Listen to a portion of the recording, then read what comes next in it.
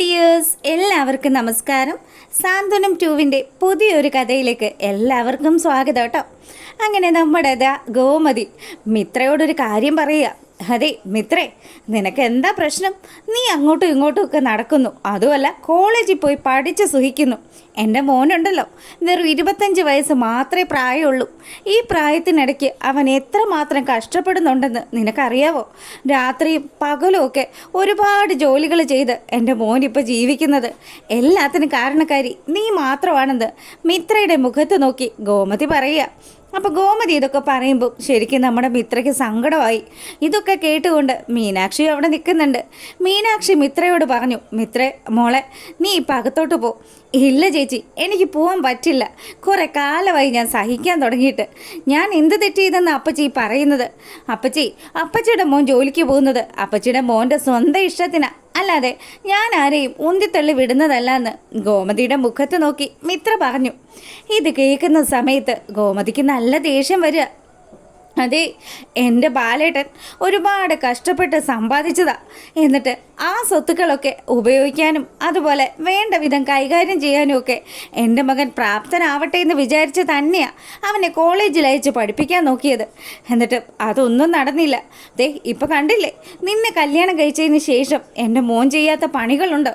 അവന് രാവിലെ മൊത്തം ഫുഡ് ഡെലിവറിക്ക് പോകണം. അതിനുശേഷമാണെങ്കിൽ ഏതെങ്കിലും ലോങ് ട്രിപ്പുകളൊക്കെ വരികയാണെങ്കിൽ അവൻ അതും ചെയ്യുന്നുണ്ട്. എല്ലാത്തിനും കാരണം നീ ഒറ്റൊരുത്തിയാടി. നീയെ ആ ട്യൂഷൻ എടുക്കുന്നത് കൊണ്ട് മാത്രമാണ് എൻ്റെ മകൻ ദേ ഇപ്പം ആ പൈസ കൂടി കണ്ടെത്താൻ വേണ്ടിയിട്ട് ഇങ്ങനെ കിടന്ന് കഷ്ടപ്പെടുന്നത്. ഇതുകൂടെ കേട്ട് കഴിഞ്ഞപ്പോൾ മിത്രയ്ക്ക് നല്ല ദേഷ്യം വരിക. മിത്രയാണ് നേരെ പോകുന്നത് ആര്യനെ കാണാൻ വേണ്ടിയിട്ട്. എന്നിട്ട് ആര്യനോട് പറഞ്ഞു, അതെ ആര്യ, എനിക്കിപ്പം തന്നെ ഇതിനൊക്കെ ഒരു തീരുമാനം ഉണ്ടാക്കണം. എന്താ മിത്ര പ്രശ്നം? അതെ, എപ്പോഴും അപ്പച്ചി ഒരു കാര്യം പറഞ്ഞ് എന്നെ ഇങ്ങനെ കുറ്റപ്പെടുത്തിക്കൊണ്ടിരിക്കുക. എന്താ സംഭവിച്ചതെന്ന് നീ ഒന്ന് തെളിച്ച് പറയേ.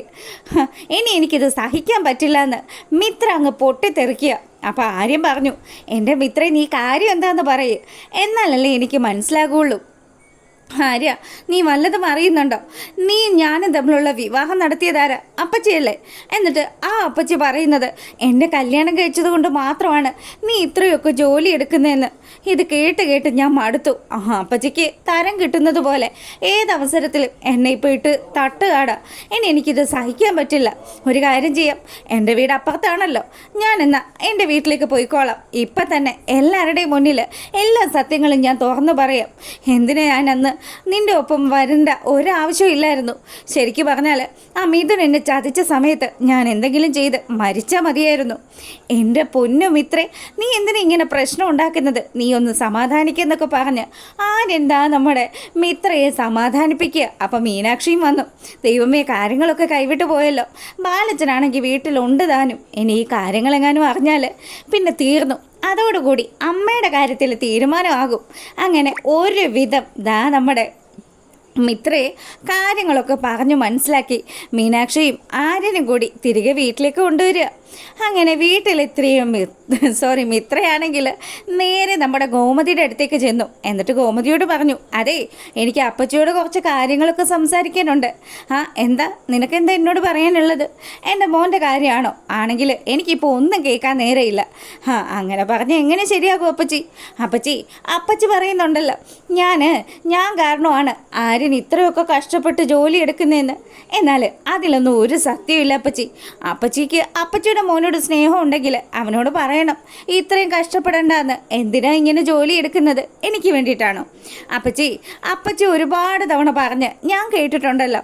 ബാലനെങ്കിൽ ജോലി എടുത്തതും പണ്ട് വേറെ പല പണികൾക്ക് പോയിരുന്ന കാര്യമൊക്കെ അന്ന് അപ്പച്ചിക്ക് നല്ല വിഷമം തോന്നിയിട്ടില്ലേ? എപ്പോഴെങ്കിലും 10 രൂപ ആ ബാലച്ചന് സമ്മാനമായിട്ട് കൊടുക്കണമെന്ന് അപ്പച്ചിയും കരുതിയിട്ടില്ലേ എന്ന് നമ്മുടെ മിത്ര ചോദിക്കുക.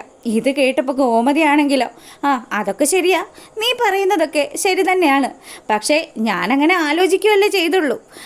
എന്തെങ്കിലും ഒരു ചെറിയ വരുമാനം, അതായത് വീട്ടിലിരുന്ന് എന്തെങ്കിലും ചെറിയൊരു ജോലി ചെയ്തിട്ട് ബാലേട്ടനെ സഹായിക്കണമെന്നൊക്കെ ഞാനന്ന് ആലോചിച്ചിരുന്നു. എന്നിട്ട് പിന്നെ ഞാനതൊന്നും പിന്നീട് ചെയ്തില്ലല്ലോ. പക്ഷെ നീ അങ്ങനെയാണോ ചെയ്തത്? നീ ചെയ്തതെന്താ? നീ ജോലിക്ക് പോയി, അതും ഞങ്ങൾ ആരും അറിയാതെ. എന്നിട്ട് അതോ ആര്യൻ്റെ അടുത്ത് പോലും നീ മറച്ചു വയ്ക്കുകയല്ലേ ചെയ്തത്. അപ്പച്ചി ആവശ്യമില്ലാത്ത കാര്യങ്ങളൊന്നും പറയണ്ട. ദേ, അപ്പച്ചിക്ക് ബാലച്ചൻ്റെ സ്വഭാവം നന്നായിട്ട് അറിയാമല്ലോ. അതുകൊണ്ട് തന്നെ ഈ കാര്യങ്ങൾ ബാലച്ചനോട് പറഞ്ഞു കഴിഞ്ഞാൽ നടക്കില്ല എന്നുള്ള കാര്യവും അപ്പച്ചിക്ക് അറിയാവുന്നതല്ലേ. അപ്പം ഇത് കേട്ടപ്പം നമ്മുടെ ഗോമതി മിണ്ടാതെ നിൽക്കുക. അപ്പം മീനാക്ഷിക്ക് നല്ല ചിരി വരുന്നുണ്ട്. അവൾ പറയുന്നതൊക്കെ കാര്യമല്ലേ അമ്മേ? ശരിക്കും പറഞ്ഞാൽ അമ്മയും അതൊക്കെ ഒന്ന് മനസ്സിലാക്കണ്ടേ. ആര്യനെ സഹായിക്കാൻ വേണ്ടിയാ മിത്ര ട്യൂഷൻ എടുക്കാനൊക്കെ പോയത്, അല്ലാതെ ഒരിക്കലും ഈ വീട്ടിൻ്റെ ആ ഒരു അഭിമാനം തകർക്കുന്ന ഒരു പരിപാടിക്കും നമ്മുടെ മിത്ര അങ്ങനെ നിൽക്കില്ല എന്ന് പറഞ്ഞു. അപ്പോൾ ഇവർ ഈ സംസാരിച്ചുകൊണ്ട് നിൽക്കുന്ന സമയത്ത് അങ്ങോട്ടേക്ക് നമ്മുടെ ശ്രീദേവി വരിക. ദേവിയെ കണ്ടതും ദേവേടത്തി വരുന്നുണ്ട്, നിർത്തിക്കോ, ഇനി ഇത് മതി ദേവേടത്തി, ഇത് മൊത്തത്തിൽ പാട്ടാക്കാനായിട്ട്. അപ്പോൾ ഇവരുടെ അടുത്തേക്ക് ശ്രീദേവി വന്നതും എന്താ എല്ലാവരും കൂടെ എന്തോ ചർച്ചയിലാണെന്ന് തോന്നുന്നു. എന്തായാലും ദേവേടത്തിയോട് പറയാട്ടോ, എന്നിട്ട് വേണം നാട് മുഴുവൻ പാട്ടാക്കാനെന്ന് മിത്ര മനസ്സിൽ ആലോചിക്കുക. അപ്പോൾ ഉടനെ തന്നെ നമ്മുടെ ഗോമതി പറഞ്ഞു, അതേ മോളെ, ഞാനേ കുറച്ച് തുണിയൊക്കെ അലക്കാൻ വേണ്ടിയിട്ട് അവിടെ കൂട്ടിയിട്ടിട്ടുണ്ട്. മോളൊരു കാര്യം ചെയ്യ്, ആ തുണിയൊക്കെ എടുത്തുകൊണ്ടുപോയി നല്ലതുപോലെ വാഷ് ചെയ്തിട്ട് വാ. അത് കേട്ടതും പാവം നമ്മുടെ ദേവി, ഇവരെന്നെ കൂടെ കൂട്ടുന്നില്ലല്ലോ, ഇവർക്കൊക്കെ എന്താ പറ്റിയത്, എന്തോ കാര്യമായിട്ടുള്ള ചർച്ച ചെയ്തുകൊണ്ടിരിക്കുകയാണ്.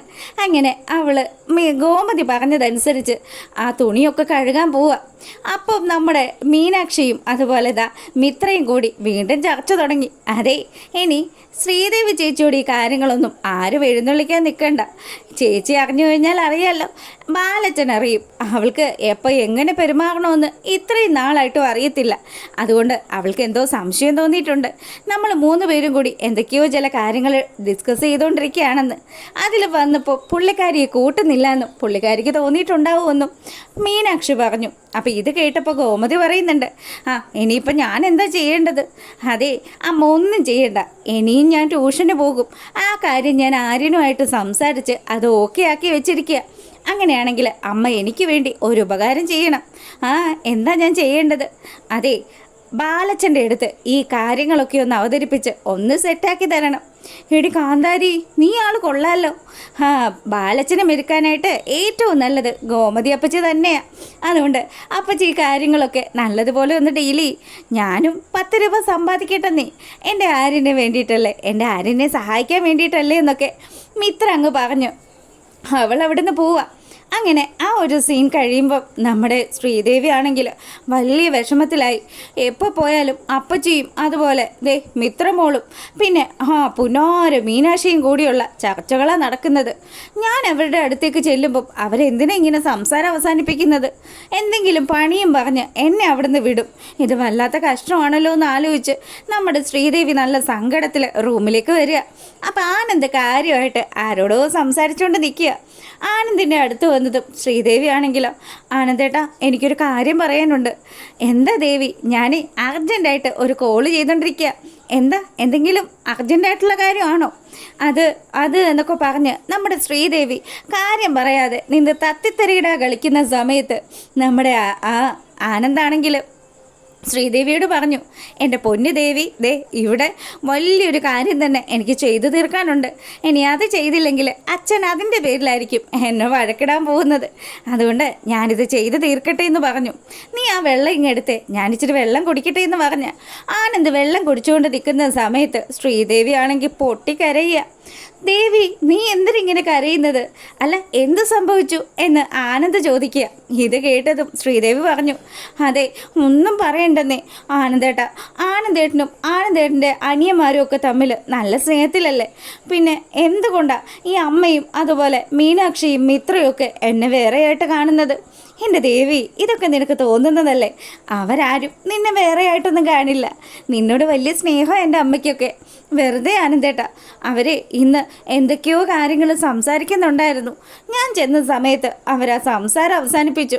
എന്തായാലും എനിക്കത് വല്ലാണ്ട് വിഷമമായി. ഈ വീട്ടിൽ ശരിക്കും ഞാൻ ഒറ്റപ്പെട്ടു പോകുന്ന പോലെയൊക്കെ എനിക്ക് തോന്നിയെന്ന് നമ്മുടെ ശ്രീദേവി ആനന്ദിനോട് പറഞ്ഞു. ആനന്ദ് ഇത് കേൾക്കുന്ന സമയത്ത് ശ്രീദേവിയോട് പറയുക, അതെ, നീ എന്തിനാ ഇങ്ങനെ സങ്കടപ്പെടുന്നത്? നിന്നെ ഈ വീട്ടിലെല്ലാവർക്കും വലിയ ഇഷ്ടമാണ്. ബാലച്ചൻ്റെ ഏറ്റവും വലിയ പ്രിയപ്പെട്ടവള് അത് നീ തന്നെയല്ലേ? പിന്നെ എൻ്റെ അമ്മയ്ക്കും നിന്നോട് ഇഷ്ടം തന്നെയാണ്. മോള് എല്ലാ കാര്യങ്ങളും നോക്കിയും കണ്ടുമൊക്കെ ചെയ്യുന്ന കൂട്ടത്തിലാണല്ലോ. എന്തായാലും ഈ കാര്യങ്ങളൊന്നും ആലോചിച്ച് കൊച്ചു പിള്ളേരെ പോലെ കരയാണ്ട് അവിടെ അടങ്ങി നിന്നേന്ന് പറഞ്ഞ് ആനന്ദ് പുറത്തേക്ക് പോവാ. ആനന്ദ് പോയതും നമ്മുടെ ദേവിക്ക് നല്ല സങ്കടമുണ്ട്. എന്ത് കഷ്ടമായത്. ഇനി ഞാൻ ആരോടെ ഈ കാര്യങ്ങളൊക്കെ പറയുന്നത്? ആനന്ദേട്ടൻ പോലും ഞാൻ പറയുന്നത് കേൾക്കുന്നില്ലല്ലോ എന്നുള്ള വിഷമത്തിൽ അവൾ അവിടെ ഇരിക്കുക. ആ സമയമാണെങ്കിൽ നമ്മളെ കാണിക്കുന്നത് നമ്മുടെ ഗോമതിയും ബാലനും അതുപോലെ നമ്മുടെ ആദർശും പിന്നീട് മീനാക്ഷിയും ഒക്കെ കൂടി സംസാരിച്ചുകൊണ്ട് നിൽക്കുക. അപ്പം ധർമ്മം മാമൻ അങ്ങോട്ട് വന്നു. ധർമ്മനോട് ആകാശും അതുപോലെ നമ്മുടെ ആര്യനും ചോദിച്ചു, അല്ല മാമ എവിടെ പോവാ? എവിടെയോ പോവാനുള്ള സെറ്റപ്പിലാണല്ലോ മാമ നിൽക്കുന്നത്.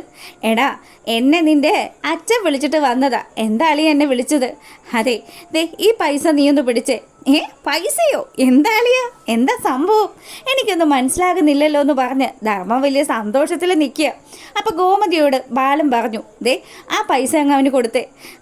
അപ്പോൾ ഇത് മുഴുവനും എനിക്കുള്ളതാണോ അളിയ? പിന്നല്ലാതെ എൻ്റെ അളിയൻ സന്തോഷിക്കണമല്ലോ. നിനക്ക് ഈ പൈസ കൊണ്ട് സിനിമ കാണാം, ഫുഡ് കഴിക്കാം, പിന്നെ ഇഷ്ടമുള്ള ഡ്രസ്സൊക്കെ വാങ്ങിക്കാം. ഇത് കൊള്ളാലോ. എന്തായാലും എനിക്ക് ഇഷ്ടപ്പെട്ട അളിയ. അളിയൻ ഇത്രയും സ്നേഹം എന്നോടുണ്ടെന്ന് ഞാൻ ഇപ്പോഴാണ് മനസ്സിലാക്കിയതെന്ന് ധർമ്മം പറയുക. അത് കേൾക്കുന്ന സമയത്ത് ബാലൻ പറഞ്ഞു, അടുത്തൊരു കടയുണ്ട്, ആ കടയിൽ ഈ കാശൊക്കെ ഭദ്രമായിട്ട് കൊണ്ട് ഏൽപ്പിക്കണം കേട്ടോ. അപ്പം ധർമ്മൻ അവിടെ വണ്ടറടിച്ച് നിൽക്കുന്നത് കാണിച്ചുകൊണ്ടാണ് ആ ഒരു വിശേഷം അവസാനിക്കുന്നത്. എന്തായാലും ഇതിൻ്റെ ബാലൻസ് കഥയുമായിട്ട് വരുന്നതായിരിക്കും. അതുവരെ എല്ലാവർക്കും നല്ലൊരു രാത്രി ആശംസിക്കുന്നു. അപ്പോൾ ഓക്കെ.